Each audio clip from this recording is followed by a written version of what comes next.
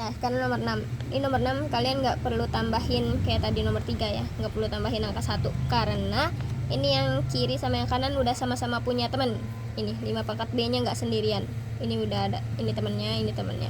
Berarti udah bisa kalian langsung keluarin. Mereka sama-sama punya 5 pangkat B. Berarti 5 pangkat B-nya dikeluarin. Tinggal dalam kurung. Ini yang selain yang udah kita keluarin. 5 pangkat B yang ini kan udah taruh sini. Ini udah taruh sini. Berarti yang belum, yang sini 4, yang sini 21. Jangan lupa tandanya tambah 21. Nah, habis itu 5B nya tetap. Itu sini 4 ditambah 21 itu 25. Nah, sekarang kalian ubah lagi 25 itu supaya jadi pangkat ya. Apa hubungannya 25 sama 5? Berarti 5 dipangkatkan berapa supaya 25? 5, ini 5B dari sini. Berarti 5 pangkat 2 ya, kan itu hasilnya 25. Udah, kalau udah seperti ini kayak tadi. Berarti ini kan nggak ada tanda apa-apa. Itu udah pasti maksudnya dikali. Nah, ini basisnya udah sama-sama 5. Tandanya perkalian, berarti pangkatnya ditambah. Ya, berarti ditambah. Gitu. Nah, sekarang ini nilai N, ini maksudnya N ya, di buku kalian kan X, maksudnya N, nilai N yang memenuhi 16 dikali 15 pangkat 3, pangkatin lagi 2, lalu sama dengan 2000 pangkat N. Nah, di sini N, kecuali di sininya X, di buku kalian baru betul nilai X yang memenuhi, tapi ini karena pangkatnya N, berarti di sini harusnya nilai N yang ditanyain, itu salah ketik. Nah, sekarang ini bisa langsung kalian tulis ya. Ini berarti 16 dikali 5 pangkat 3 dulu, coba Bapak. Berarti ini kan 16 dikali 5 pangkat 3 itu kan 125. Sini pangkat 2-nya tetap.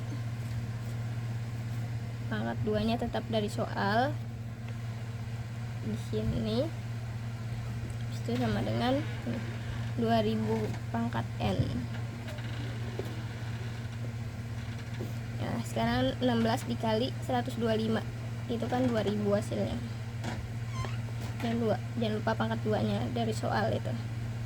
Sini 2000 pangkat N. Ini tetap. Nah, karena yang ditanya nilai N yang memenuhi, ini kan basisnya udah sama-sama 2000. Berarti udah nggak usah kalian lihat lagi. Yang perlu kalian perhatiin ini nilai N. N-nya itu kan letaknya ini di atas angka kecil ya, N-nya ini huruf kecil, huruf, dan di atas itu berarti sebagai pangkat posisinya, berarti dia sejajarnya sama ini kan letaknya itu sama-sama sebagai pangkat, berarti udah dapat N-nya itu sama dengan 2 sini. Nah, sekarang ini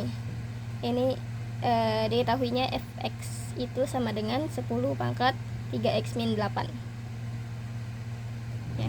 Berarti yang ditanyai kan nilai fx, nilai f4.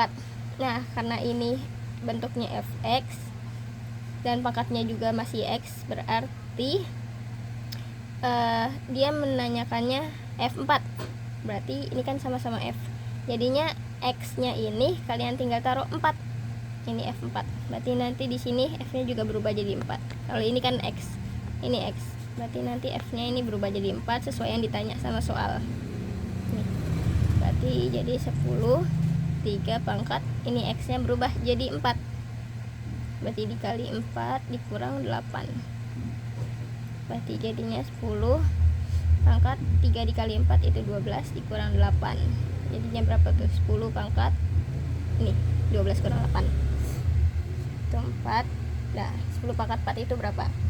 Udah ada ya jawabannya di pilihan ganda.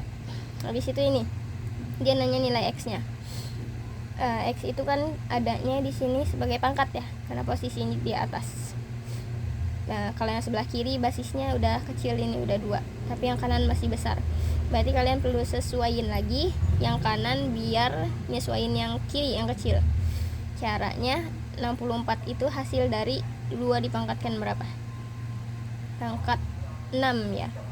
Berarti ini tulis dulu yang dari soal. Ini min 2, terus ini 64 itu hasil dari 2 pangkat 6. Nah kalau udah kayak gini, ini basisnya udah sama, berarti nggak usah kalian peduliin lagi. Yang ditanyakan nilai X. Nilai X itu adanya sebagai pangkat, ini kecilkan di atas. Nah berarti 2 nggak ada hubungannya karena dia basis, beda.